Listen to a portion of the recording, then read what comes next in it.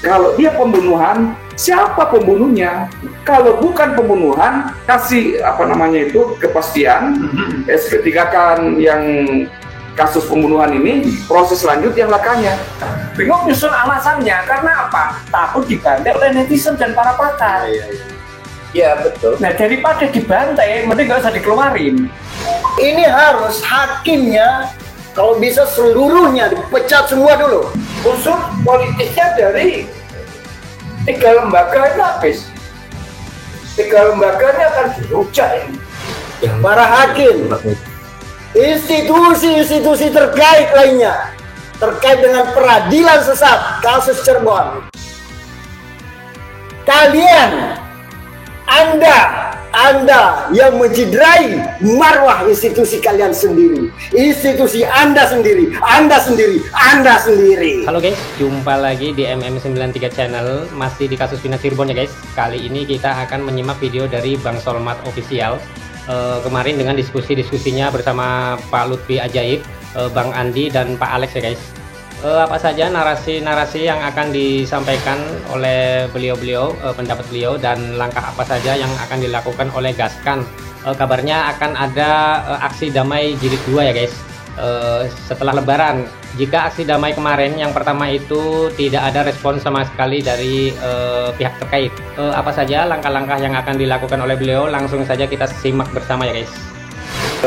Saya langsung ke Bang Andi dulu nih. Bang Andi, seperti apa sih Bang Andi memandang kasus 8 terpidana ini dan kasus Vina Cirebon ini secara umum dulu gitu? Silakan, coba mungkin ada yang sebagai pembukaan untuk disampaikan. Abangku, silakan. Bang Sekretaris Sekjen ini, Sekretaris Jenderal. Siap. Kalau terkait dengan kasus Cirebon, 8 dan 7 terpidana yang masih mendekam dalam tahanan, ini memang ya, ini bisa dikatakan bahwa tanggung jawab bersama nih selaku warga negara Indonesia tentunya. Karena bagaimanapun juga, kalau kasus-kasus seperti ini ya bisa dikatakan pembiaran oleh institusi pemerintahan, ya sementara masyarakat sudah melihat bahwa 8, 7 terpidana yang masih mendekam dalam tahanan itu, mereka terlihat ya secara transparan mereka bukan pelakunya gitu. Ya, sebagaimana pada saat PK kemarin ya di Cirebon sana kan itu udah kelihatan semua tuh, sampai disiksa, dipaksakan mengakui kesalahan yang tidak pernah dia lakukan. Lalu kemudian mulai dari awal saja sudah menyalahi aturan prosedural lah dalam penanganan kasus gitu. Tapi mereka ya sudah viral juga bahwa mereka bukan pelakunya, tapi nggak ada juga justice-nya gitu dari pemerintah. Padahal sudah viral ya. Padahal sudah viral loh. Nah, itu nanti kita akan bahas. Karena seperti itu, ini membahayakan sekali, mengancam sekali bagi setiap warga negara Indonesia nih. Bagi setiap warga negara, saya bisa berani mengatakan seperti itu. Karena kenapa? Ya, suatu saat nanti ada tetangga kita nih, ya Bang Solmat, ada tetangga misalkan meninggal ya, lalu kemudian pelakunya entah itu ditahu atau tidak, akhirnya orang-orang sekitar situ dijadikan tersangka. Karena ini juga yang kurang bagusnya nih di pihak institusi ya, ketika terkesan cepat mendapatkan pelakunya, dia terburu-buru. Ya, bukan masalah terburu-buru juga. Ini dia merasa bahwa jabatannya itu bisa lebih cepat naiknya juga gitu. Ya, dia merasa bahwa punya cara kerja yang luar biasa gitu, tapi mendapatkan prestasi. Ya, prestasi, tapi yang jadi masalah kan ini lebih fatal lagi nih kalau orang-orang yang nggak bersalah dijadikan tumbal jadinya kan begitu. Beliau waktu aksi damai bertugas untuk mengamankan kita, ya. Silakan diperkenalkan namanya dan sekaligus menceritakan seperti apa sih waktu aksi damai berlangsung gitu, apa yang diperhatikan, seperti apa. Mungkin kita flashback sedikit waktu aksi damai 4 Februari 2025. Silakan. Baik, selamat malam semuanya. Salam sejahtera, tetap semangat ya. Perkenalkan, nama saya Fahmi Gunawan. Pada saat aksi kemarin saya dipercaya sebagai ketua keamanan. Mungkin saya ceritakan sedikit pada saat di tanggal 4 itu, ya tentunya kita semua kan sudah memang briefing di awal matang-matang, memang demo itu akan terlaksana secara damai. Tentu juga dari pihak keamanan juga tidak mempasrahkan itu. Kami juga tetap menjaga situasi supaya kondusif. Baik juga terhadap orang-orang yang mau berniat jahat atau menyelundup. Itu juga kita perhatikan barang bawaan. Jangan sampai membawa barang-barang senjata yang berbahaya. Juga kita juga pastikan juga rekan-rekan yang mengikuti aksi damai tidak menggunakan gerakan tambahan atau memprovokasi hal-hal yang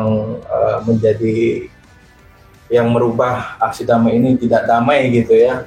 Nah itu juga kita fokuskan, dan terutama juga pada saat aksi damai itu kita fokus juga terhadap rekan-rekan dari segi kesehatan, karena memang tidak bisa dipungkiri dengan situasi yang sangat ramai dan bersemangat.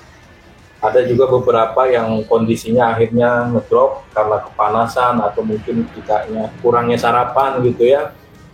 Itu juga menjadi fokus kami, karena bagaimanapun keselamatan para pendemo, rekan-rekan dari tim Gaskan itu prioritas kami. Dan alhamdulillah kemarin itu berjalan dengan lancar ya, Bang Andi, Pak Lutfi, Pak Somad, karena juga memang dari tim Gaskan juga yang tadi mungkin sudah disampaikan oleh Bang Andi, kita ini bergerak atas dasar hati nurani, jadi kita tidak ada hal-hal yang kita buat di luar daripada semestinya gitu. Oke. Baik, itu tadi Bang Fahmi Gunawan, Ketua Koordinator Keamanan tim Gaskan. Secara khusus waktu aksi damai ya, dan kita berterima kasih karena beliau terus memantau kita semuanya ya.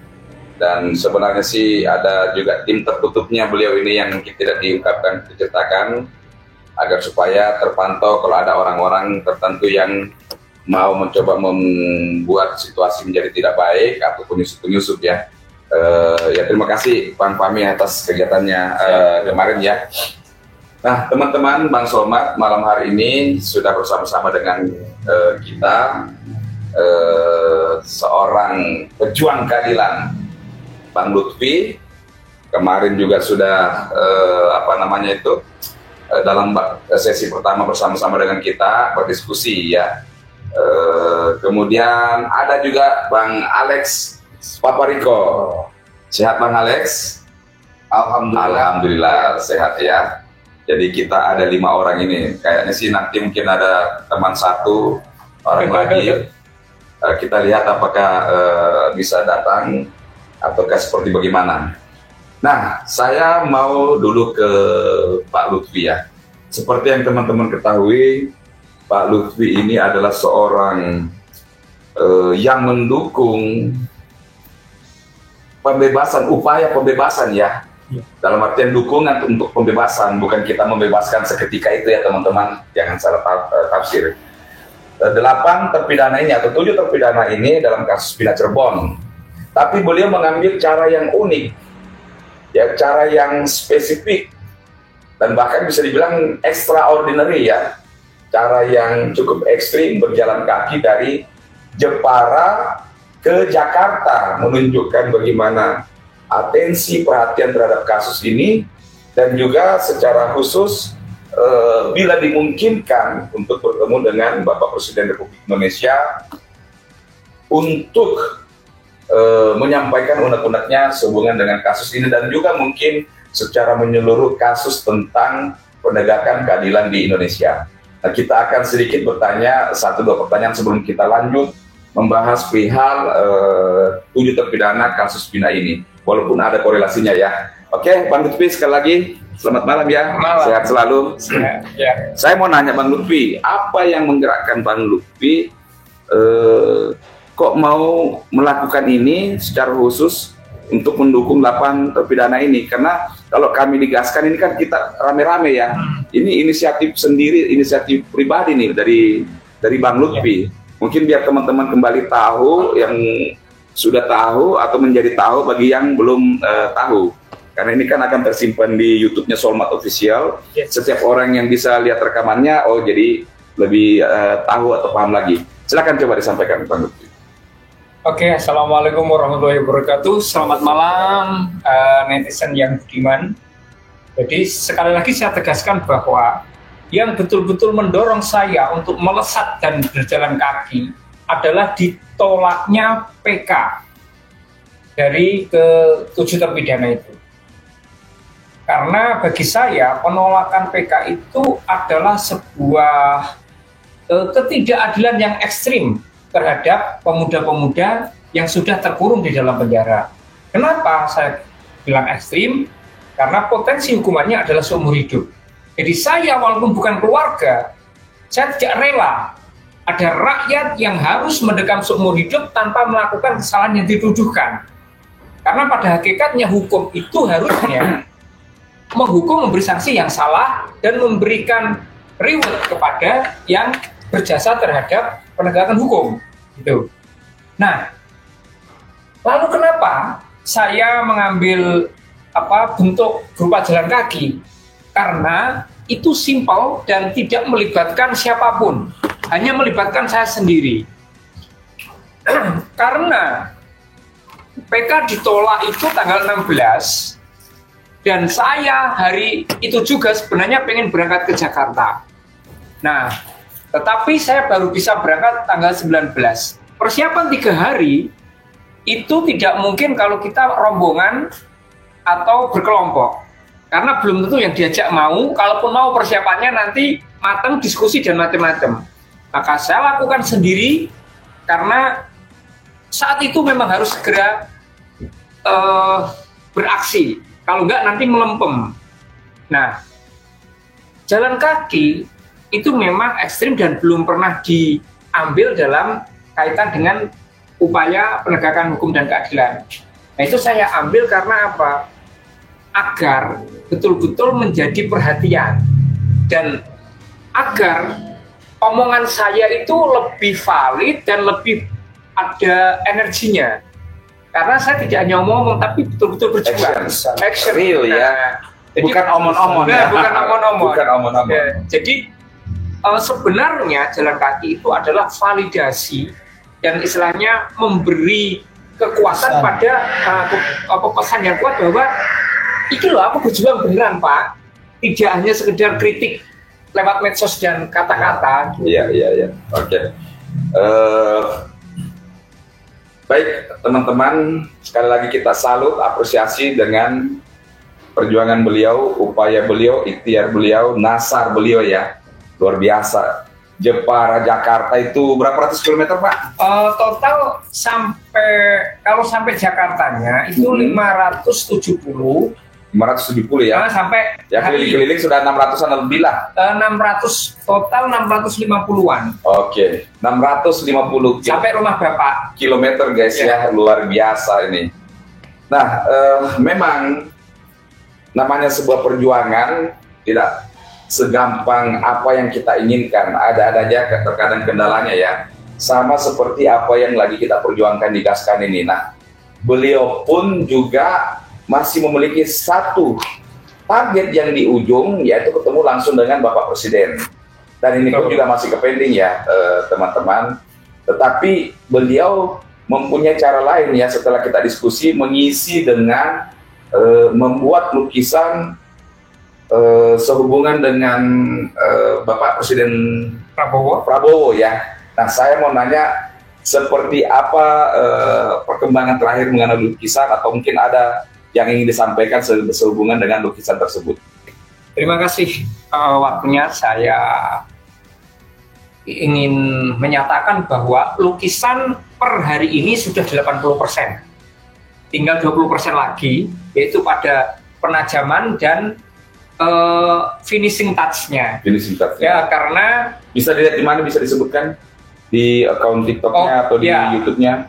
Hasil akhir sudah saya upload tadi sore di TikTok Lutfi JW. Lutfi JW ya. Dan juga di Lutfi Ajaib di YouTube, yang itu malah lengkap karena dijelaskan secara filosofis dan penafsiran oleh Pak Alex. Nah, gambar itu saya juga heran kenapa Pak Alex bisa malah sedetail itu menjelaskannya gitu. Nah, kenapa saya menerima usul Pak Alex sambil menunggu panggilan dari Bapak Presiden, kita melukis supaya apa? Bara api perjuangan tetap menyala. Nah, kemudian lukisan ini bisa digunakan untuk merayu beliau agar segera memanggil. Kalau seandainya sudah lukisan nggak jadi kok belum dipanggil, ya kita antar. Ya, karena kita memang mau merayu, gitu kan. Nanti kita bicara strateginya seperti apa gitu ya. Yang penting sekarang kita mengupayakan bagaimana caranya lukisan ini dikemas, diselesaikan seapik mungkin ya. Agar pantas diberikan kepada orang nomor satu di Indonesia, atau Bapak Prabowo Subianto. Tapi saya ingin sampaikan bahwa saya terima kasih sekali kepada Bang Solmat yang telah memfasilitasi dari papan, dari kanvas, cat, kuas, bahkan konsumsinya. Dan saya ucapkan terima kasih kepada Mas Budi yang telah merelakan tukangnya untuk saya paksa membuat frame. Gitu. Siap. Ya, jadi sahabat Solmat, penyelesaian gambar ini, bahkan pembuatan gambar lukisan ini itu dikerjakan di Sekretariat Gaskan ya di Bintaro. Nah, bagi teman-teman semuanya yang mau melihat, membuat konten, mendapatkan aspirasi, mendapatkan penjelasan, silahkan untuk datang ke sekretariat kita di Bintaro. Jadi Pak Lutfi selama ini beraktivitas di sekretariat, demikian juga dengan Pak Alex, Pak Riko ya. Jadi silahkan datang. Dan satu hal lagi, kita membuka kelas melukis untuk mengisi waktu,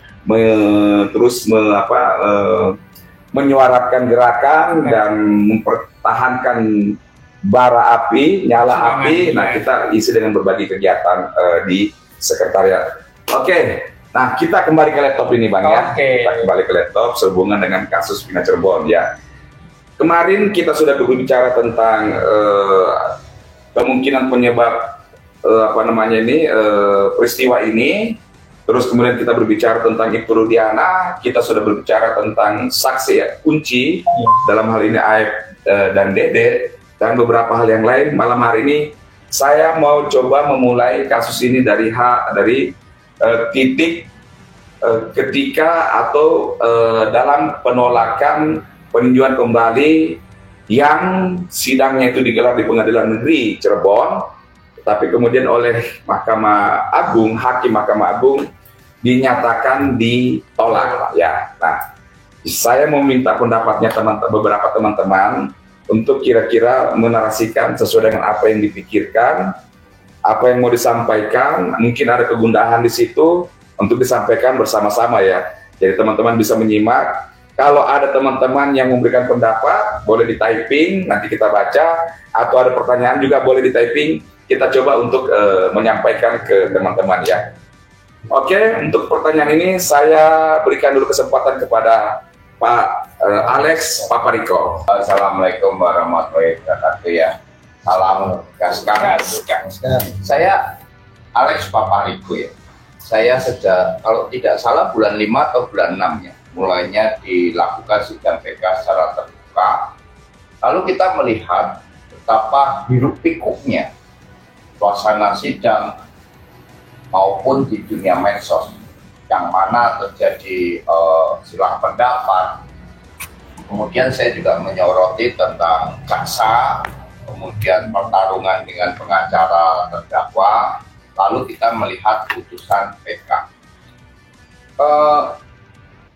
Saya ingin menjelaskan pendapat saya ya, bahwa sidang ini adalah sidang yang dalam tanda kutip mengkhawatirkan. Apa yang dikhawatirkan Pak Alex? Ini adalah suatu sidang yang terang benderang terjadi suatu hal-hal yang tidak sesuai dengan standar penyidikan maupun penyelidikan yang dilakukan oleh aparat penegak hukum, dalam hal ini polisi, ya, institusi polisi. Bagaimana mereka memperlakukan terpidana yang sekarang ini? Waktu itu tentunya melalui proses menjadi tersangka, terdakwa, lalu mereka hukum, dan hukumannya cukup berat, seumur hidup. Nah, tapi ditampilkan di persidangan betapa cukup dalam tanda kutip miris, ya, atau mengerikan, bagaimana mereka membuat pengakuan, mereka dianiaya dan lain sebagainya. Lalu kita berpikir, teman-teman, di dalam Undang-Undang Dasar 1945 jelas dikatakan bahwa negara kita negara hukum, ya, dalam pasal 1. Tapi yang ditampilkan di TV adalah negara barbar. Bagaimana, apakah benar, ya, hanya penyidik, terpidana, dan Tuhan yang tahu? Nah, apabila kemudian PK mereka ditolak, lalu pertanyaannya, apakah perlakuan ketika mereka di BAP, mereka dari proses penangkapan dan lain sebagainya, apakah tidak perlu dipersoalkan? Nah, itu yang menarik bagi saya. Dan ini betul-betul, kalau memang benar mereka bukan pelaku yang diyakini oleh banyak netizen, nah ini bahaya. Bahaya terhadap apa? Generasi muda selanjutnya. Bagaimana masyarakat kita semakin hari kesini semakin apatis, ya, semakin tidak percaya lagi dengan aparat penegak hukum, baik itu institusi Polri, institusi jaksa, institusi hakim, terkait dengan keadilan penegakan hukum. Nah, ini berbahaya, Pak Solmat. Satu pertanyaan buat Kamisu, apa sih yang memotivasi Kamisu untuk yang pertama itu mau menyoroti atau mau memperhatikan kasus Vina Cirebon ini, dan kemudian tergerak digaskan untuk beraktif, digaskan, dan bahkan ya luar biasa ya partisipasi beliau ini ya, materi, waktu, tenaga, waduh luar biasa. Ini Kamisu ini salah satu Sri Kandi digaskan yang totalitasnya tidak dilakukan. Ayo coba Kamisu disampaikan. Kalau saya pribadi sih sebenarnya hanya unsur kemanusiaan saja. Saya hanya bertolak dari diri sendiri apabila itu terjadi dengan keluarga saya. Apakah kita sanggup untuk melakukan itu? Kalau saya pribadi sih sederhana aja ya. Sederhana. Tapi buah daripada pemikiran sederhana itu melahirkan suatu action yang luar biasa di Kamisu gitu. Kalau kita cuma sekedar berpikir nggak ada actionnya, apa? Ini mantap. Semua orang bisa berpikir, tapi kalau semua orang bisa berbuat baik, tapi belum tentu mereka bisa mewujudkan untuk membuat sebuah kebaikan. Oh iya. Benar hari ini. Tangan dulu sekali. Iya, jadi sahabat Solmat, simple, sederhana tapi penuh makna ya. Yes. Lebih baik bicara sedikit tetapi actionnya. Jangan sampai jadi anggota NATO. No action, Talking only. Talking only. Kalau bahasa tadi Bang Lutfi, jangan sampai hanya omong-omong gitu ya.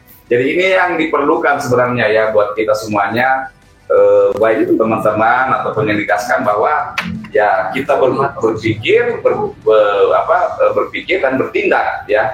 Ada actionnya, dan itu yang luar biasa sebenarnya. Kalau tidak ada actionnya ya tong kosong nyaring bunyinya. Oke, nah tadi kita kembali lagi ke topik membahas tentang PK. Bang Andi mungkin ada yang bersampaikan biar tidak mengantuk karena kita semuanya ngopi. Bang Andi ngeteh. Silakan Bang Andi. Ngomong-ngomong Biar menyala Bang Andi. Ngomong-ngomong masalah action. Oh iya, Mr. Action ya. Nah, memang actionnya beliau ini ya luar biasa lah. Bukan Mr. Action ya. Actionnya beliau ini dan semuanya teman-teman. Ini karena panggilan jiwa ya. Seperti yang dikatakan tadi Pak Alex, dikatakan Bang Fahmi. Oh, semua ini berangkat dari panggilan jiwa.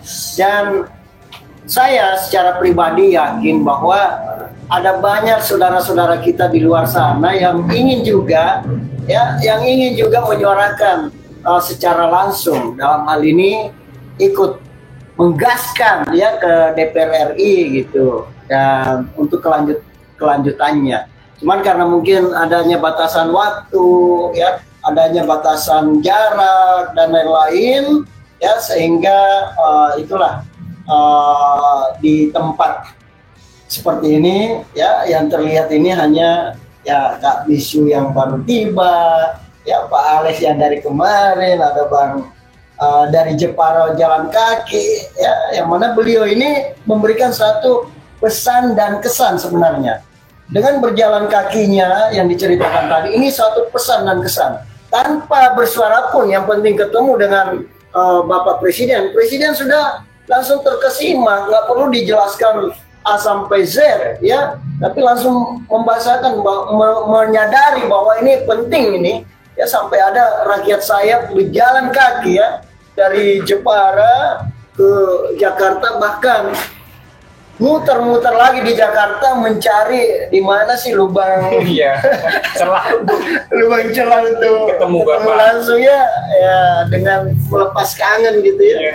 Nah, begitu juga dengan pandangan-pandangan Pak Alex, begitu juga dengan Bang Fahmi, ya, yang mana dari awal sudah bekerja, ya, sesuai dengan job desk-nya masing-masing. Meskipun job desk itu sangat jarang ya didiskusikan, tapi beliau-beliau semua udah paham bahwa ini sebagai koordinator A, saya harus membuat A sampai ada A kecil A besarnya, begitu juga koordinator B dan lain-lain, ya, termasuk yang baju merah di samping saya ini, ya, pas ngomong-ngomong action tadi saya merasa semakin dekat. Sedangkan dia merah berani, ya, itu dia. Oke. Nah, teman-teman, saya mau nanya nih, ya, menurut teman-teman semuanya ini, putusan MK ini murnikah sesuai dengan apa yang disampaikan oleh konferensinya Mahkamah Agung, bahwa disebabkan oleh satu, tidak adanya novum, kedua, tidak adanya kelalaian di dalam putusan hakim, baik itu judek fakti itu di pengadilan tingkat pertama, tingkat negeri, ataupun judek juris, ya, judek juris itu pengadilan tinggi dan kasasi, ya, kasasi. Nah, ini murni kalau menurut pandangan teman-teman itu, ataukah murni seperti yang disampaikan, atau ada alasan politis, alasan tertentu menurut kacamata kita, atau seperti gimana? Saya mulai dulu dari Bang Lutfi. Silakan, Bang. Oke. Sebelum nanti, sebenarnya kalau hukumnya sih saya berkali-kali bahas, tapi ya oke, coba kita dengar dulu pendapat Bang Lutfi. Oke, ini pertanyaannya langsung menusuk ke jantung pertahanan. Betul. Nah, mengenai alasan tidak adanya novum, itu Bang Solmat lebih paham, dan saya menyoroti sebagai rakyat biasa. Intinya adalah ada novum baru atau tidak, namanya hakim di Mahkamah Agung itu adalah hakimnya hakim. Artinya, menurut saya sebagai orang awam yang tidak paham secara detail hukum, hakim MA yang terlibat dalam putusan itu kurang bijaksana. Karena apa? Tidak mempertimbangkan potensi hukuman seumur hidup jika PK itu ditolak. Jadi, dari sisi kemanusiaan dan psikologi sosial, hakim yang ada di MA itu harus lebih bijaksana dari hakim yang tidak ada di situ.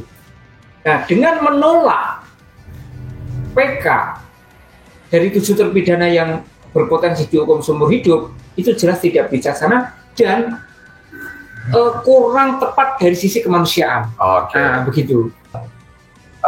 Di sini jelas menunjukkan kalau menurut saya tidak bisa dilepaskan apabila dikatakan tidak ada unsur politis.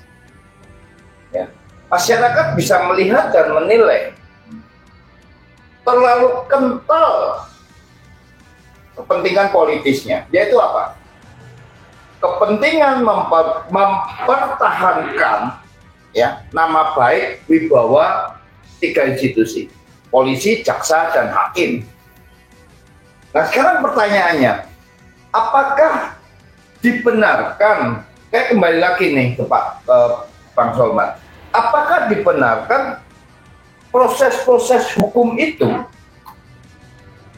seperti itu yang dipertontonkan di persidangan, apakah sudah benar? Itu dulu, apakah sesuai dengan SOP, apakah sesuai dengan undang-undang? Kalau saya tetap menyoroti tentang bagaimana proses awalnya. Kalau terkait dengan tidak ada pelanggaran atau tidak ada kelalaian hakim, kejahatan di ruang-ruang pengadilan, polisi atau jaksa, loh, merah ini bisa saya bilang hijau, ya, ini saya bisa bilang hitam, mesti merah, karena mereka yang memiliki kuasa sepenuhnya untuk menetapkan tersangka, terdakwa. Mereka boleh menghilangkan barang bukti, mereka boleh membuat barang bukti sesuai dengan kepentingan atau pesanan daripada pihak-pihak tertentu. Dan ini bukan kata saya, yang ngomong ini Pak Mahfud MD. Ya, tersangka bisa jadi korban, korban bisa jadi tersangka, dan sebaliknya. Jadi ini mau sampai kapan? Mau sampai kapan negara yang dikenal sebagai negara hukum, tapi mempertontonkan hal yang mencederai hukum dan keadilan di masyarakat? Jelas, boleh saya katakan sebagian besar masyarakat itu melihat sendiri bahwa tidak ada keadilan di dalam proses itu. Kita nggak bicara dulu ke keputusannya, tidak, karena mereka hakim meskipun dia melakukan hal-hal yang keliru, ya, dianggap benar kok. Jadi saya ingin lebih menyoroti tentang bagaimana prosesnya. Nah, mudah-mudahan dengan seringnya kita bertemu Pak Solmat, kita coba membangun itu, insight baru gitu ya. Iya, membangun itu. Bagaimana sih proses awalnya? Apakah sesuai dengan penegakan hukum, aturan, kemudian dari sisi kemanusiaan? Ini udah mempermalukan. Nah, kembali lagi soal terkait dengan apakah tidak ada kepentingan politis, saya katakan 100% ada. 100% ada. Jadi negara di dalam hal ini harus berani mengambil satu sikap yang tegas. Lebih baik ya mengobati yang sakit daripada membungkus di tempat yang sakit tersebut. Yang sakit itu apa? Jelas di dalam penegakan hukum ada 3 pilar. Pintu masuknya Polri, lalu kemudian kejaksaan dan kehakiman. Jadi kalau mereka ini boleh kita katakan bahwa mereka sakit dalam tanda kutip, ya dibuka saja. Kalau perlu kita amputasi. Kan demikian. Sangar. Ya, terima kasih sementara itu Bang Solmat. Jadi menurut Pak Lutfi, hakim ini kurang bijaksana dalam memutus perkara ini ya guys, perkara kasus Pina Cirebon ini, karena dinilai kurang tepat. Jadi seperti Pak Lutfi tadi sampaikan, ini sangat tidak bijaksana. Ya, dari narasi Pak Alex ini, memang kasus Pina ini dari awal sudah banyak kejanggalan alias menyalahi prosedur ya guys, baik dari penangkapan, DPO yang seakan-akan dihilangkan atau fiktif, terus penangkapan yang dilakukan oleh Rudiana Tim, yaitu sebetulnya Rudiana itu tim narkoboy tapi main tangkap-tangkap aja ya guys, dari kesaksian Aep yang katanya melihat timpukan, dan Dede ya guys, dan Dede itu yang sudah mencabut laporannya di sidang kemarin 2024, sidang PK kemarin.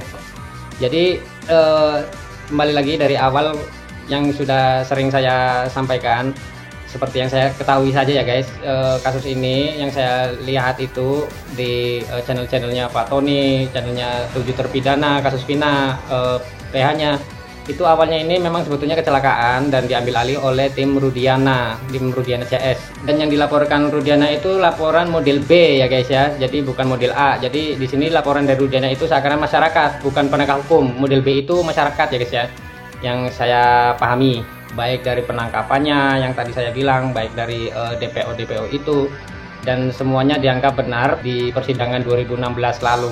Oke guys, apa saja kelanjutan yang akan dinarasikan oleh beliau? Langsung saja kita simak ya guys. Jangan heran atau apa ia tidak tahu bahwa hukum itu bisa diperjualbelikan. Industri hukum. Industri hukum. Bahkan dia pernah menggambarkan suatu kondisi, ini analogi ya, penggambaran. Ada orang datang ke pengadilan. Dia tanya, hakim nanya, kenapa kamu datang ke sini? Saya mau mencari keadilan. Dijawab, di sini tidak ada keadilan, yang hilang. Kurang lebih seperti ya, tetapi yang ada keadilan itu mau manain, mau dijual berapa, kurang lebih lah. Seperti itu ya. Jadi itu beredar di mana-mana dan tidak usah kita takut-takut. Memang kenyataannya begitu. Bahwa oknum, kita katakan oknum, mulai dari kepolisian, kejaksaan sampai kehakiman, ya di mana-mana ada. Di depan mata kita dipertontonkan. Bagaimana tuh kasusnya Roy Tanur, Surabaya, bebas murni. Coba bayangkan itu. Kalau kalau tidak ramai, kemudian ada koreksi dari Bapak Presiden pun, ya kan, dan DPR RI Komisi 3, akhirnya jaksa banding langsung ke kasasi, ya melenggang kangkung seorang yang bunuh orang, Pak. Luar biasanya kayak apa hukum kita. Akhirnya ya dihukum walaupun vonisnya juga ya tidak maksimal menurut kita ya 5 tahun. Tetapi paling tidak sudah dapat keadilan lah ya walaupun tidak sempurna. Kedua, hakimnya itu pun juga akhirnya diproses. Hakim-hakim yang memutus itu ya. Dan kemudian diproses lagi, keungkap bahwa ada kasus suap di situ. Nah, inilah contoh-contoh yang terdekat yang kita alami ya. Jadi saya pikir sebagai masyarakat Indonesia tidak perlu khawatir bahwa baik di kejaksaan, kepolisian maupun kehakiman ya memang ada oknum yang selalu bermain gitu. Apalagi contohnya yang masih segar, ya kasusnya Verdi Sambo coba. Bagaimana coba ditutupin ini kasus? Siapa yang mengungkap? Ya netizen kita semua. Ya. Akhirnya benar-benar ditelanjangin ya, baru kemudian masuk ke dalam suatu proses peradilan yang benar. Kalau enggak, akhirnya banyak yang kena obstruction of justice. Ya. Banyak yang dipecat polisi, ada yang di PTDH ya, ada yang dipindahin ke Yanmas, ada yang ya itulah. Jadi ketika kita bersuara seperti ini bukan berarti kita mau menjelek-jelekan institusinya, karena kepolisian, kejaksaan dan kehakiman adalah instrumen daripada negara, bagian daripada negara. Itu sangat mutlak kita butuhkan di dalam penegakan hukum dan juga di dalam mengayomi masyarakat bagi kepolisian, bahkan untuk mendapatkan kepastian hukum bagi bangsa Indonesia, masyarakat Indonesia, mendapatkan keadilan hukum. Tetapi apa yang kadang kita lihat, ya wani piro, ya Pak Somad, nggak jelek Pak Somad, cuman parah gitu. Parah ya, masih ada harapan, parah gitu. Ya. Jadi negara yang memang mau menuju ke negara yang maju, interaksi partisipasi daripada masyarakat itu harus ada. Tidak mungkin enggak. Kalau masyarakatnya hanya dicocok hidungnya, jenje, disumpah atau apa ya, proses itu tidak akan berjalan. Ya, saya selalu mengambil suatu contoh kayak revolusi di Prancis, bagaimana mereka kemudian demo besar-besaran, akhirnya ya pelan-pelan mereka maju gitu ya. Jadi ini harus kita selalu suarakan. Apakah berisiko? Ya berisiko memang. Inilah perjuangan kita. Ya, apa bedanya dengan leluhur kita, kakek nenek kita zaman dulu? Mungkin kita tidak tahu ya. Berjuang pakai bambu runcing, pakai tombak, pakai panah, memperjuangkan kemerdekaan sudah dengan pakai senapan mesin. Ya nyawa taruhannya. Tapi ya itulah perjuangan kan ya. Begitu banyak orang-orang yang vokal akhirnya ya dicoba untuk dikriminalisasi. Ya, tapi ya mau kapan kalau kita tidak bersuara, kalau kita tidak bereaksi ya. Kalau selalu ditakuti. Ya karena ini kan gaya-gaya Orde Baru kadang yang masih kita rasakan sekarang ini. Mungkin saya bicara begini besok sudah ada tuing-tuing di bawah ini. Ya mana tahu, kita nggak pernah tahu kan ya. Tapi kalau tidak sekarang, kapan lagi? Ya, kalau tidak sekarang, kapan lagi? Kalau tidak kita, siapa lagi? Ya, kalau bukan sekarang kapan lagi? Kalau bukan kita, siapa lagi? Dan satu kekuatan bagi kita teman-teman yang akan selalu merekatkan kita bahwa inilah saling komunikasi dengan adanya medsos ini, perekatnya gitu ya. Ketika ada tindakan-tindakan penekanan, intimidasi, kriminalisasi, ya kita harus sama-sama menyoroti dan sama-sama bersuara, ya seperti itu. Saya mencoba sepakat dengan bahasa Pak Aris Papariko tadi bahwa yakin sekali bahwa 100% ini ada unsur politiknya. Nah, terkait dengan unsur politik, ada mindset, ada dua yang ada di kepala saya nih ya. Entah benar menurut teman-teman yang lain, netizen dan lainnya, yang pasti karena ada unsur politiknya bisa jadi menolak PK 7 terpidana itu ya 8 terpidana ya itu karena ya memang ini adalah kasus bukan kecelakaan tunggal ya. Lalu yang kedua, mindset yang kedua, memang ada kepentingan di sini ya bahwa menolak PK untuk membebaskan orang yang nggak bersalah. Ini mindset yang mana luar biasa sekali kejahatannya gitu ya. Ini kalau menurut saya ini harus hakimnya kalau bisa seluruhnya dipecat semua dulu. Pecat semua. Pecat. Lalu kemudian lantik ulang, sumpah ulang. Nah, di sini intinya harus disumpah ulang. Mereka ini penentu loh. Sesuai dengan sumpahnya mereka harusnya ya ada asas manfaat yang diutamakan. Jadi sumpahnya tolong dipecat semua, ulang. Saya cuma mau pesan, saya mendekat mana kamera nih ini ya. Hai, para hakim, institusi-institusi terkait lainnya terkait dengan peradilan sesat kasus Cirebon. Kalian, Anda yang menciderai marwah institusi kalian sendiri, institusi Anda sendiri. Terima kasih. Gas betul ini malam ini. Gas. Oke, baik sahabat Solmat, luar biasa ya narasi yang disampaikan oleh Bang Andy, Bang Action ya. Oke, kita masuk sedikit ke aspek yuridisnya ya sehubungan dengan PK ini. Saya tidak akan menjawab ini terlalu banyak. Saya menyimpankan buat teman-teman nanti orang pakar-pakar hukum yang akan bergabung ya. Tadi hari ini tuh sudah ada komunikasi dengan Bang Firdaus. Cuman saya pikir mungkin ada beberapa teman ya kita akan gabungkan nanti. Semoga pada bisa ada satu kesempatan ataukah mungkin nanti di sekretariat pada saat kita buka puasa bersama ya Sabtu depan ya teman-teman. Ya pemberitahuan kepada teman-teman berdomisili di Jabodetabek atau mungkin daerah-daerah yang mau hadir silahkan merapat hari Sabtu depan. Kita akan melakukan buka puasa bersama ya. Nanti akan ada pemberitahuan baik itu di TikToknya Solmat ataupun di YouTube ini. Sabtu tanggal 15 Bang, biar nggak salah. Sabtu tanggal 15. Oh, Sabtu tanggal 15 ya. Sabtu tanggal 15 Maret. Betul. 2025. Nah, kita coba sedikit mengevaluasi apa yang disampaikan oleh Hakim Mahkamah Agung bahwa tidak ada novum, tidak ada bukti baru ya. Tidak ada bukti baru. Nah, satu hal yang kita perlu tahu bahwa ketika persidangan itu jelas-jelas oleh permintaan hakim, HP ada dua saksi kunci baru yang adalah siapa? Widi sama Mega. Itu sebenarnya harusnya menjadi anggota dilindungi oleh LPSK pada dasarnya tuh ya.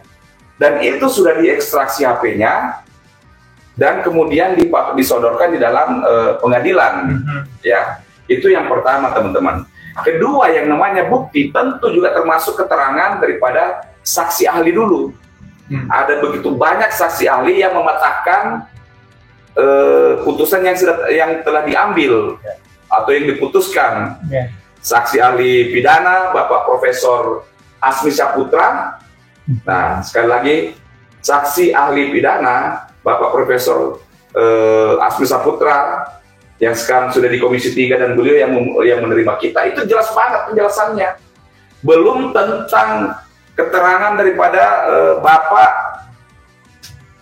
Susno Duaji, mantan Kabar Eskrim, itu jelas-jelas mengatakan bahwa prosedur di awal ini salah. Apa ini bukan novum itu seperti apa yang diinginkan? Kalau bicara bahwa ada menyinggung laka itu kan hanya sekedar penambahan aja, bukan kesimpulan. Ya itu bicara tentang banyak lagi sih teman-teman ya, tapi nanti kita satu-satu akan kupas pada saat di sesi hukum. Nah, bicara tentang tidak ada kesalahan prosedur ya. Satu hal dikatakan bahwa dalam putusan itu disebutkan adanya HP daripada Mega dan bukan di putusan pengadilan negeri, HP daripada Vina. Disebutkan adanya barang bukti ya, dijadikan barang bukti ya. HP-nya Vina, CCTV. Ya. Lah ini barangnya nggak pernah hadir di pengadilan. Tidak ada barang bukti, tidak ada nomor sebagai barang bukti nomor sekian. Tetapi yang lucu dijadikan sebagai dasar putusan bahwa barang buktinya ini nggak ada. Ya apakah ini bukan merupakan suatu kelalaian? Novum yang dibilang bukti baru ya kan begitu. Coba kita lihat di dalam pasal 174 KUHP ya, tentang KUHP. Boleh salah satu Bang Lutfi dibuka ya. Di situ di dalam persidangan ada kesaksian yang berbeda, yaitu salah satunya Dede atau apa yang mengaku saya sudah melakukan atau memberi kesaksian palsu ketika persidangan beberapa tahun yang lalu. Nah, seperti yang tadi Pak Solmat sampaikan, apakah itu bukan novum baru? Pertanyaannya itu. Kalau menurut pemahaman saya, jelas itu novum baru. Novum. Ya, novum bukti baru lah ya, saya katakan itu bukti baru. Nah, tadi ketahuan sama yang ngintip dari seberang sana. Ini agak jelas karena gigi saya ompong. Mohon maaf. Bahwa di dalam pasal 174 ada wewenang hakim untuk menegur. Di dalam ayat yang pertama, apabila terjadi atau diduga ada kesaksian palsu, mengingatkan, menegur saksi, apakah itu sudah dilakukan oleh hakim kasasi? Yang pertama itu.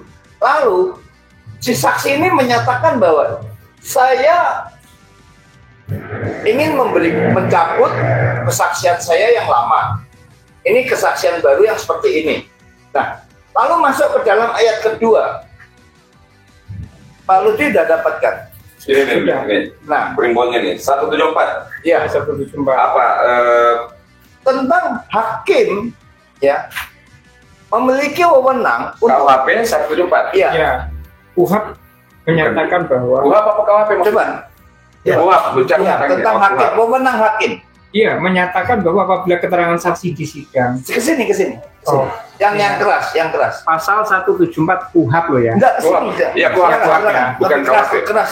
Menyatakan bahwa apabila keterangan saksi di sidang disangka palsu, hakim ketua sidang memperingatkan dengan sungguh-sungguh kepadanya supaya memberikan keterangan yang sebenarnya dan mengemukakan ancaman pidana yang dapat dikenakan kepadanya apabila ia tetap memberi keterangan palsu. Keterangan Dede di pengadilan PK mencabut keterangan sebelumnya, ya itu adalah novum. Iya. Lah untuk apa gunanya lagi itu? Jadi apa ya? Makanya kita bertanya-tanya, novum itu seperti bagaimana? Iya.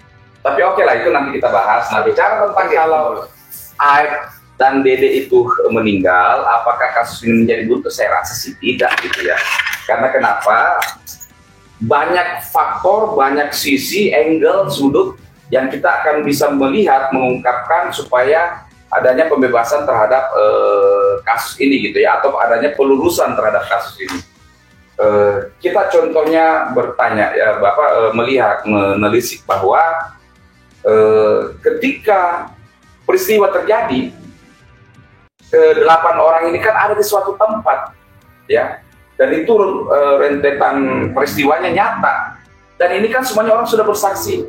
Yang ibu penjual itu, yang ini, yang apa namanya itu, ya begitu banyak ininya yang menjadi saksi. Ini kan perlu untuk diungkap lagi gitu.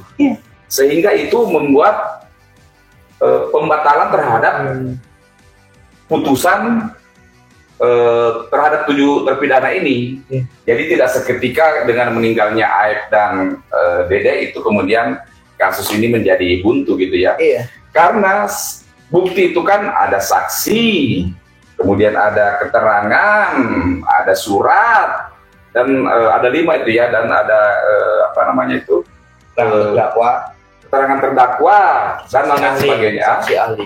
Ya saksi ahli gitu ya. Jadi masih banyak yang perlu apa yang bisa dijadikan sebagai petunjuk ya, petunjuk untuk pengungkapan.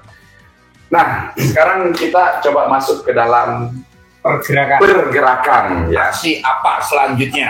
Sabar dulu. Pergerakan. Kami Ya. masih semangat? Oh, semangat. Semangat ya. Sri Kandi masih semangat. Bang Sekretaris semangat.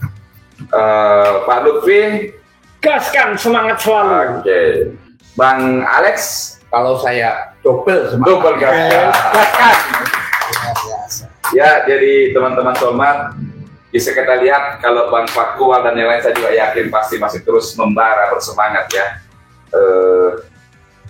Apa namanya itu, apa yang kita perjuangkan sekarang ini. Nah, saya mau masuk ke sisi pertanyaan yang agak sedikit menggelitik. Kenapa sih sampai minggu kedua ini tidak ada tanggapan atau belum ada tanggapan hubungan dengan RDP atau RDPU ini, baik terhadap Gaskan maupun terhadap penasihat hukum yang juga telah mengajukan RDP atau RDPU. Apa kira-kira yang menurut kita yang terjadi ya? Sedikit aja, kemarin kalau nggak salah kita udah bahas ini ya? Ya sedikit sudah. Pemanasan dulu karena ada pertanyaan berikutnya nih. Bang Andi nih kayaknya nih, Bang Andi yang kemarin belum hadir ya? Ya, Coba dari Bang Andi dulu. Karena kita kan sudah Pertanyaannya bahas sedikit kemarin. aja tadi pertanyaannya, karena saya langsung mau jawab aja. Oke, saya ulang ya. Ya. Kenapa kok sampai sekarang ini sudah 1 bulan lebih? Karena mau digaskan. Karena Itu dia Karena menunggu itu digaskan. mau gitu. digaskan. Ya. Ya, Jadi- singkat padat tapi tepat lo benar Ya kan? ini. Ya. Jadi mereka ini pembiaran Pak, ya pembiaran, makanya perlu digaskan. Dibakar Jangan. supaya meledak. Maksud dibakar semangatnya. lebih gas itu. Iya. Oh ya, ini yang benar. Ini yang ada satu pertanyaan dan aneh bin ajaib dan tidak apa-apa kita coba diskusikan dari Mahesa Jenar ya. Tolong ditanyakan salinan putusan penolakan PK kepada MA, jangan sampai belum ada. Setahu saya sampai sekarang pun juga putusannya itu belum turun. Ono opo iki? Eko Yoso. 1 Desember, 2 bulan lebih. Iya, Dia dong lebih kan 16 Desember. Desember, Pak. iya, kacau. Parah. Hampir 3 bulan loh. Iya. Iya, Dan memang banyak termasuk saya pun kalau saya punya saya mau baca itu Salinannya. salinannya. Kalau bisa harusnya sih kalau begitu keluar kita bisa dapat, tapi beberapa waktu yang lalu bahkan Pak Jutek pun juga pengacaranya itu masih mempertanyakan. Kemarin juga di ini komal saya Bang Tony juga mau lihat belum dapat. Ya kan kalau orang-orang yang concern di situ pasti kita mau tahu dong. Iya dong. Nah ini kenapa nih kira-kira ini semua orang itu masih menang. Mudah-mudahan saya tidak ketinggalan informasi ya. Tapi saya yakin ketika putusan PK ini keluar, karena saya kan juga ada di grup-grup pengacara ya, baik di UGM, di grup yang lain, pasti akan langsung seketika Informasinya nyampe karena orang pasti akan posting, dan itu sebenarnya bisa di download di lembaran negara. Ya. Putusan itu bisa di-download di lembaran negara. Jadi itu tidak ada yang dirahasiakan dan memang itu harusnya terbuka, transparan. Kalau sudah ada harusnya itu sudah menjadi bahasan atau konsumsi publik ya. Nah ini ketika itu putusan keluar itu memang akan dikaji baik oleh PH dan oleh masyarakat. Kemampuan masyarakat itu juga ya. Netizen ini kan termasuk pakar hukum, profesor, ahli hukum, semuanya ini kan netizen semua, masyarakat. pasti akan mengkaji apa pertimbangannya sampai kemudian putusannya itu seperti apa. Nah ini yang memang kita pertanyakan ya, teman-teman silakan suarakan. Sudah hampir 3 bulan ini. Ya, karena bingung nyusunnya, Bang. Bingung nyusunnya. Iya, bingung nyusun alasannya. Karena apa? Takut dibantai oleh netizen dan para pakar. Iya betul. Nah, daripada dibantai, mending nggak usah dikeluarin. Itu jawaban paling gampang loh, Bang. Dari sisi yang non-hukum. Ya. Jadi dari sisi rakyat, oh berarti mereka itu bingung nyusun alasannya, maka dia nggak berani.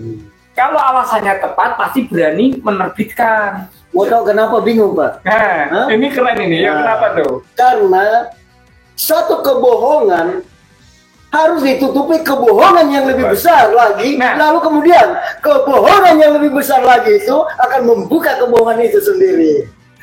Sepakat? Oke. Ada tambahan? Satu lagi. Gini, Bang.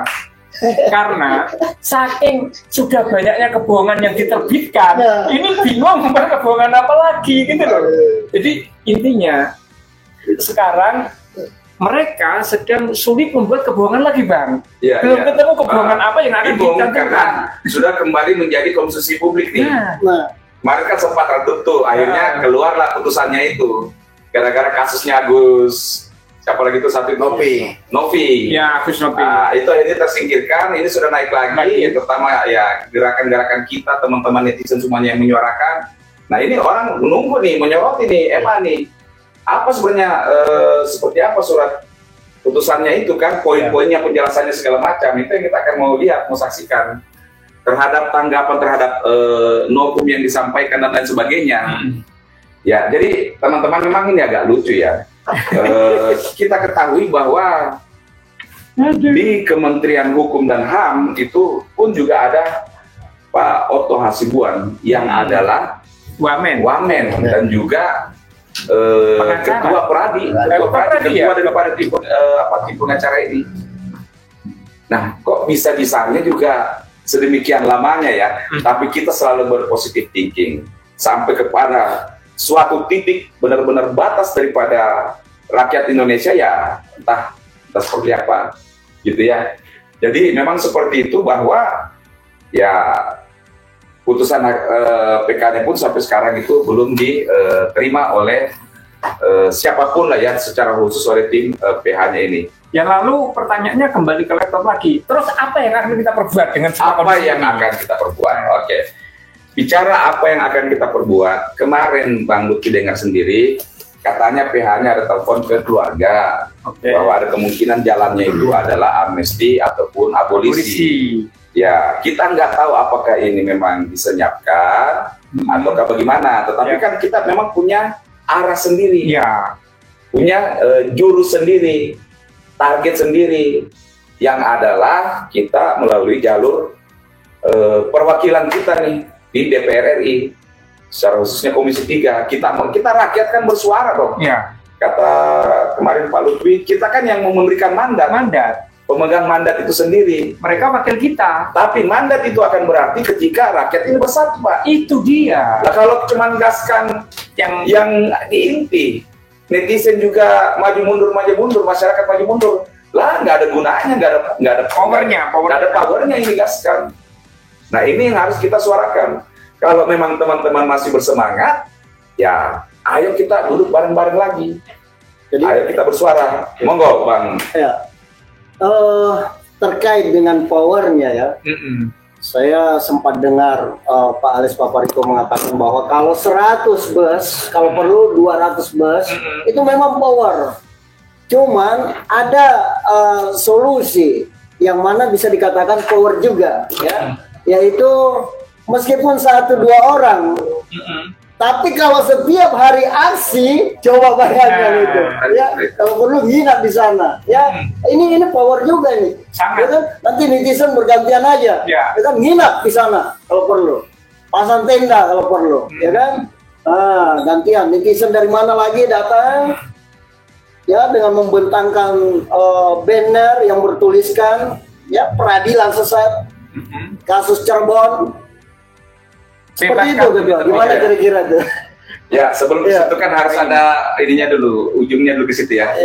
Baik, teman-teman Bang Solmat, saya sebagai penanggung jawab utama Gaskan mau menyampaikan bahwa di rapat terakhir kemarin, kita memberi batas waktu ya, limit time.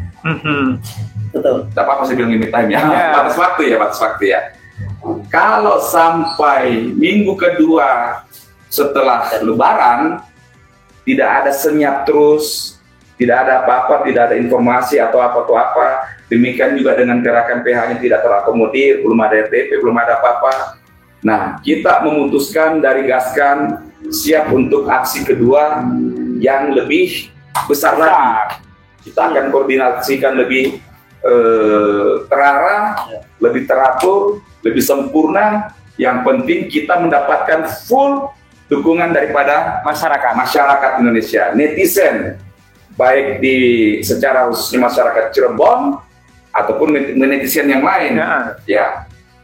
Ya, inilah kekuatan kita masyarakat. Tidak mungkin kita mengangkat senjata, kita tidak punya senjata. Yang ada yang dilindungi oleh konstitusi adalah gerakan aksi damai. Nah, bagaimana kira-kira siapa mau kasih pendapat? Saya, Bang Pak Riko. Oke, terima kasih ya. Di sini saya mencoba untuk berpikir bagaimana cara pemegang keputusan baik itu di DPR maupun tiga institusi itu, bagaimana cara mereka berpikir. Jadi saya akan mencoba untuk adil di dalam hal ini ya, khususnya institusi polisi dan jaksa. Saya yakin dan percaya mereka akan mempertahankan kebohongan demi kebohongan, bagaimanapun caranya, berapapun nilai yang dia harus bayar. Agar apa? Ketika mereka terbuka atau mereka ketahuan di publik bahwa proses-proses yang dilakukan dari awal banyak melanggar, itu akan runtuh kredibilitasnya, bahkan akan dimintai pertanggungjawaban oleh masyarakat. Teman-teman Solmat, ada satu pertanyaan ini yang bagus ini dari Bang MM93 ya. Ini pertanyaannya, jangan pergi ke toilet. Oh ya. Pertanyaannya itu ini nih, saya bacakan nih.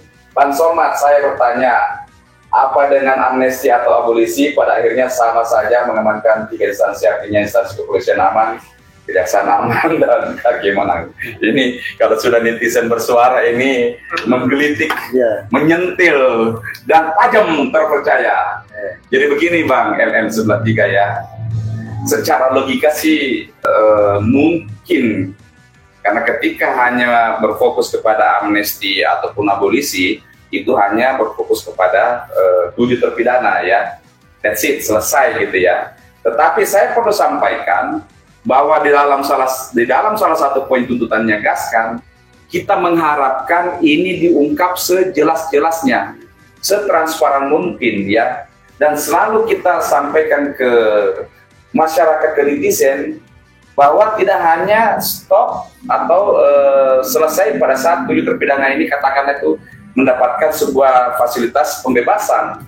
Kita juga mau ini ada penjelasan, pengungkapan yang sejelas-jelasnya. Keadilan buat keluarga Vina mau seperti apa, keadilan buat masyarakat yang menduga bahwa ini adalah tindakan pembunuhan sehubungan dengan 340, sehubungan dengan 3 DPO.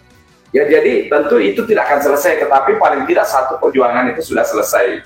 Nah, bicara nanti apakah akan terungkap ini secara menyeluruh, ya kalau kita digaskan itu menjadi salah satu tuntutan kita, dan itu adalah ada tanggung jawab moral di situ. Ketika teman-teman memang ternyata masih bersemangat, ya kita gaskan terus, ya tidak hanya selesai di situ. Satu sisi ya sama dengan ketika Peggy Setiawan ini dibebaskan dari pra peradilan sebagai salah satu DPO. Toh juga kita tidak selesai di situ, kita kawal terus peristiwa ini sampai kepada sidang PK-nya. Dan kemudian ternyata PK ditolak, ya kita kawal terus ya. Ini kalau memang netizen teman-teman semuanya masih semangat ya.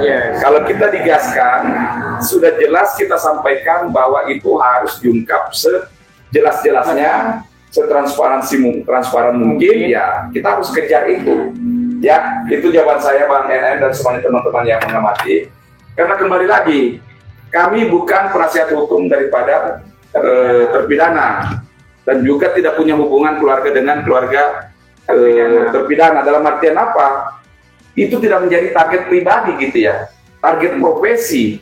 Ya, tapi secara overall ya bagaimana caranya ini diungkapkan. Masyarakat juga penasaran kan, mau tahu ini penyebabnya sebenarnya lakakah atau pembunuhan.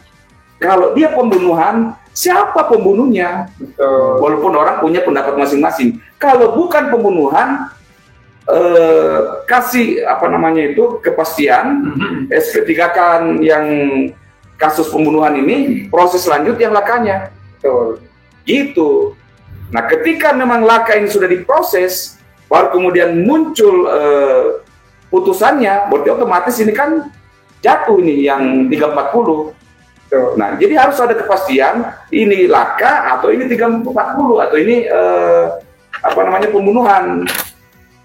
Yang laka akan puas bahwa ini bukan pembunuhan, yang pembunuhan puas ini bukan laka. Karena sampai sekarang banyak yang mengatakan bahwa ini laka, apalagi yang pembunuhan lebih banyak lagi. Tiap malam dulu sebelum saya buka forum itu kita diberangus terus, kita digoreng terus, sampai kemudian saya buka forum mengundang semuanya teman-teman yang pro 340 saling bertukar pikiran, akhirnya baru kemudian disenyap ya. Nah ini ya teman-teman ya, saya mau sampaikan kepada teman-teman yang mendukung ini 340, mendukung adanya 3 DPO dan minta dicari. Ya, bahwa tadi saya sudah sampaikan, walaupun 7 terpidana ini selesai, katakanlah mendapatkan amnesti ataupun abolisi, kita tidak usah masuk ke ranah itu dulu, tetapi perjuangan gaskan belum selesai ya. Karena kita mau ini diungkap setransparan mungkin. Kalau ada pelaku pembunuhannya, siapa pelakunya? Kalau ini laka, diproses dong. Nah, kalau ini juga laka, kan ada korban yang mati. Harus ada yang bertanggung jawab. Dalam hal ini, siapa yang lalai? Siapa yang nyetir? Ketika memang ternyata ini laka, otomatis yang nyetir itu, yang almarhum Eki ya, itu pasti harus dinyatakan sebagai tersangka. Untuk kepastian hukum betul. Walaupun orang yang sudah meninggal, akhirnya ya di SP3 kan karena pelakunya ini sudah meninggal gitu ya. Tetapi ada putusannya bahwa ini memang penyebabnya ini adalah bukan di SP3, tidak di SP3, kan diproses tetap ya. Terus kemudian dinyatakan bahwa ini adalah laka, tapi tidak ada pelakunya sudah meninggal ya, tidak ada yang bisa dihukum, tidak ada yang bisa divonis. Demikian juga kalau itu 340, kalau itu pembunuhan, ya gampang sekali diproses ulang. Kan izin bertanya. Berarti dengan situasi ini RDPU itu memang sangat penting ya Bang ya berarti. Oh iya. Tepat sekali. Ya, penting. Oke, izin ya Ketua, bahwa yang Ketua sampaikan itu juga jelas ada di dalam harapan saya bersama netizen ya, yang jumlahnya tidak sedikit. Idealnya demikian. Idealnya dan itu menjadi satu keharusan. Tapi kalau melihat dari perkembangan yang ada hari ini, rasanya sulit Ketua, sangat sulit itu. Kenapa? Tadi unsur politisnya dari 3 lembaga itu habis. 3 lembaga ini akan dirujak ini. Nah ini persoalannya Ketua. Oke. Bertanya, maksudnya ini mendukung dengan, tapi saya ada pertanyaan Pak. Ini kan memang sulit karena terkait institusi kan. Nah, institusi. Berarti yang paling mungkin. Sebentar Pak, saya clearkan. kita bahasa umumnya terkait 3 institusi, 3 instansi. Tetapi bukan instansinya, ya orang-orangnya yang terlibat. Instansinya akan tetap tegak dan kokoh gitu ya. Orang-orangnya itu di kepolisian siapa dulu, sampai di level mana, yaitu kalau memang itu proses oknum kehakiman ya oknum. Bukan juga mungkin bilang oknum. Kalau oknum, kalau memang dia oknum itu kalau memang dia sudah secara sengaja, berarti dia sudah oknum. Tapi siapa tahu ada kelalaian, nah itu yang mungkin tetapi bicara tentang orangnya. Subjeknya itu adalah orang, bukan instansinya. Ya, tapi memang orang-orang ini ada di instansi tersebut. Jadi kita perlu paham. Jadi kalau saya pikir sih, walaupun itu misalnya apa namanya, kita katakan instansinya, tapi orang-orangnya, misalnya pengadilan negerinya waktu itu apa pertanggung jawabannya seperti gimana? Lanjut. Ya, oke. Ya. Jadi gini, saya sepakat dengan apa yang dikatakan Pak Alex bahwa karena menyangkut tidak hanya satu pihak, ini memang tidak mudah untuk menembus itu. Tetapi maksud saya gini, kita sebagai kaum pergerakan yang paling mungkin kita gedor kan memang DPR, Pak. Jadi RDPU itu apa yang kita dorong. Karena kita kalau mendorong polisi, mendorong kepolisian ya, mendorong kehakiman, itu lebih sulit lagi. Maka yang paling mudah bagi kita di antara yang sulit itu adalah kita bergerak untuk menggedor Komisi 3 melakukan RDPU itu, Pak. Menurut Pak? Iya, artinya di sini yang Bapak sampaikan itu wadah ya. Wadah ini tepat ya. DPR Komisi 3 untuk melaksanakan tanggung jawab dia sebagai wakil rakyat, RDPU ya. Rapat dengan pendapat secara umum. Apa yang disampaikan ketua tadi itu adalah satu jawaban yang bijaksana.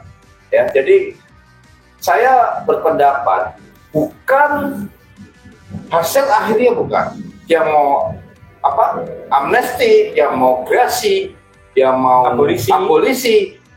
Yang kita harapkan adalah rasa keadilan di masyarakat. Itu kan targetnya, itu kan rasa keadilan di masyarakat. Ya, sekarang pertanyaannya gini, kalau oknum-oknum tersebut saling mengancam, nah ini yang menjadi sulit. Nah, ibaratnya kamu bongkar saya, aku bongkar kamu. Lah ini dia. Ini novum. Yang begini nih, ketua. Ya, kalau saling mengancam,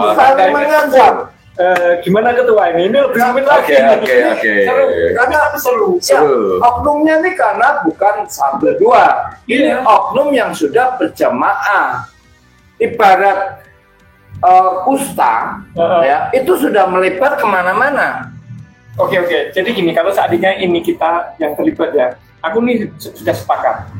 Yuk udahlah kita buka, karena netizen masyarakat sudah pingin keadilan. Dan ini, kalau kamu ikut buka, awas. Ini ganti, ini Pak Ahmad ngancam saya, nggak jadi dong. Nggak jadi. Nggak jadi. Kalau saling mengancam gimana? Ini yang jadi masalah. Silakan ketua. Baik, sahabat Solmat ya, luar biasa. Sahabat Solmat, sahabat Gaskan, luar biasa. Malam ini ternyata lebih menyala daripada sesi pertama ya. Wah, diri saya lebih menyala ya. Itu nanti kita pending, kita akan jadikan bahan ke depannya. Tapi satu saja saya mau kasih clue. Di atas semuanya ini ada kepalanya. Sopo iki kepalanya? Bapak Presiden. Prabowo Subianto. Itu cluenya. Beliau sebagai kepala pemerintahan dan juga sebagai kepala negara. Ya. Kalau sudah bicara tentang negara, wah itu sudah tidak main-main. Karena hak-hak konstitusi beliau sebagai kepala negara itu sangat bisa masuk dobrak ke mana-mana gitu kan ya. Nah itu jadi itu teman-teman sudah 1,5 jam ya. 1,5 jam kami masih ada topik malam ini yang akan kita diskusikan. Kami mau memperbincangkan tentang beberapa anak pengamen jalanan yang kemarin live bersama dengan kami. Kita mau ada diskusi sedikit, jadi saya tidak bisa berlama-lama. Memang sudah hampir jam 10:30 ya.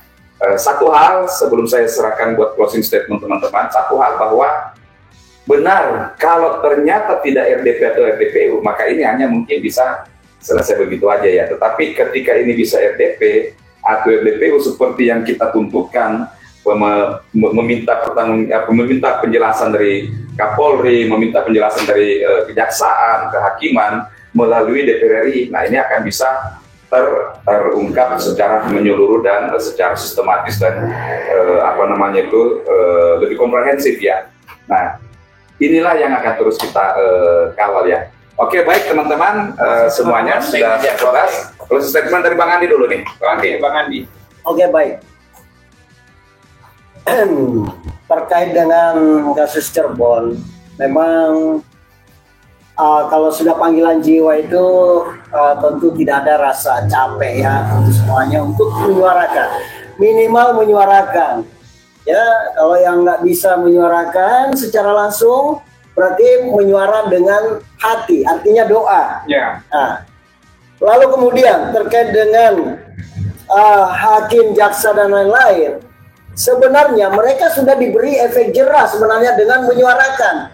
Ya, mau abolisi, mau apapun, mereka tidak ada amannya, ya, karena ini pembelajaran berharga bagi mereka. Oleh karena itu, kepada yang terhormat Bapak Presiden, ya, Prabowo Subianto, ya, kami dari salah satu suara dari Gaskan, ya, berharap supaya kalau bisa seluruh institusi-institusi terkait yang mana ya peradilan sesat ini menyengsarakan jadinya ya, dan menghilangkan kepercayaan masyarakat terhadap seluruh institusi terkait. Oleh karena itu kami meminta untuk semuanya dipecat. Lalu kemudian lantik ulang. Tujuannya apa ya? Tujuannya, maaf, kami tidak menggurui Bapak Presiden yang terhormat. Tujuannya yaitu berikan mereka sumpah secara ulang, supaya sumpahnya benar-benar bisa menjadi lurus. Hablum minallah, hablum minannas. Demikian. Wassalamualaikum warahmatullahi wabarakatuh. Semangat berpuasa, gaskan. Oke, Bang Lutfi langsung. Oke. Saudaraku semua, rakyat Indonesia, ayo kita secara perlahan bergerak bersama agar hukum dan keadilan di Indonesia tegak. Kalau bukan sekarang, kapan lagi? Kalau bukan kita, siapa lagi? Allahu Akbar. Merdeka. Oke ya, teman-teman, saya hanya ingin menegaskan saja di dalam kesempatan malam ini yang tadi disampaikan oleh Pak Andi. Kalau kalian tidak aksi, ya paling tidak berdoa. Tapi saya mohon di sini, saya mohon sekali lagi, yang berdoa itu yang usia 60 ke atas saja. Loh, Bang Alex seperti berdoa doang dong. Lo enggak, saya kurang tahu. Oh, kurang tahu. Kalau seandainya udah 60, 65 gitu. Yang 60 tetap bergerak. Tadi saya katakan bahwa beli satu pak lilin saja itu untuk modal. Itu yang pertama itu. Kemudian closing statement saya adalah janganlah kita, ya adik-adik mahasiswa, ya pengacara atau apapun profesi kalian, ingat satu kalimat saya, yaitu janganlah jadi penonton sejarah.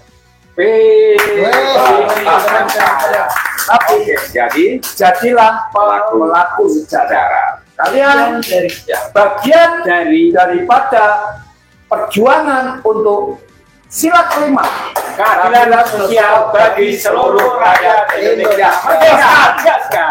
Terima kasih. Assalamualaikum warahmatullahi wabarakatuh. Waalaikumsalam. Oke. Ya, close buat teman-teman ya. Luar biasa malam hari ini. Saya mengucapkan terima kasih buat Bang Sekretaris, Bang Andi, Bang Lutfi, saya mengucapkan terima kasih. Demikian juga buat Pak Alex, Pak Pariko, luar biasa narasi-narasi teman. Kami menyajikan apa yang menjadi pemikiran masyarakat, baik itu sebagai tim Gaskan ataupun sebagai masyarakat.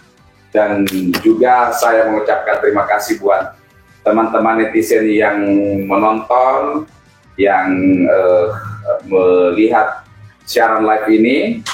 Saya juga mengucapkan terima kasih buat Bang MM93 ya. MM93 yang sudah membantu kami menjadi moderator ini. Makin kesini semakin tertata ini ya.